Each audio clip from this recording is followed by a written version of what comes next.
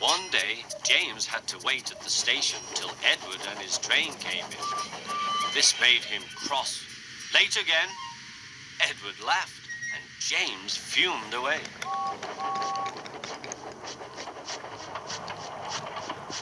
After James had finished his work, he went back to the yard and puffed onto the turntable.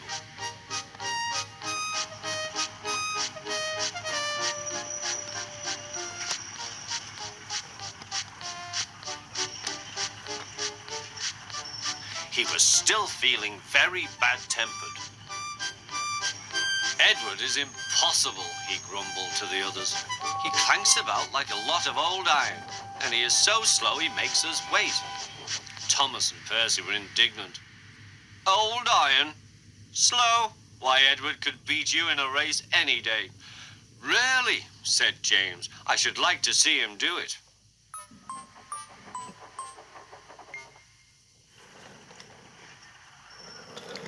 Next morning, James's driver was suddenly taken ill. He could hardly stand, so the fireman uncoupled James ready for shunting. James was impatient. Suddenly, the signalman shouted. There was James puffing away down the line. All traffic halted, he announced at last. Then he told the fireman what had happened. 2 boys were on James's footplate fiddling with the controls. Phew! They tumbled off and ran when James started.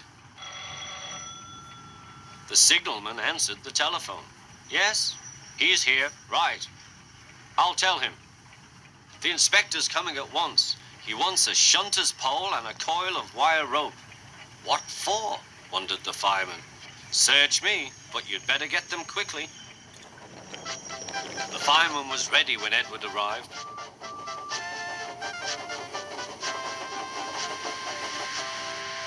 The inspector saw the pole and the rope. Good man, jump in.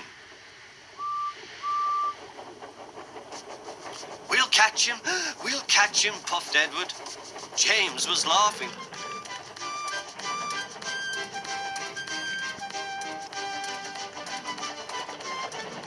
What a lark, he chuckled to himself.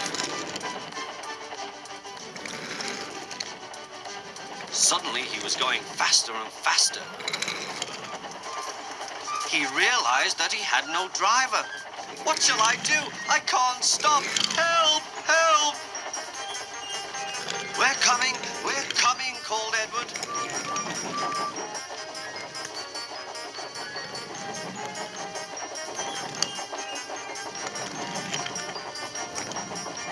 Edward was panting up behind with every ounce of steam he had.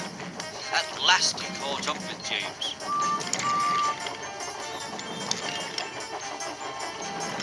Steady, Edward, called his driver.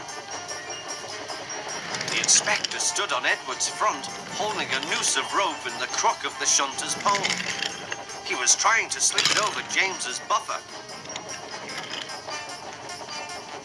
The engine swayed and lurched. At last! Got him! He shouted. He pulled the noose tight.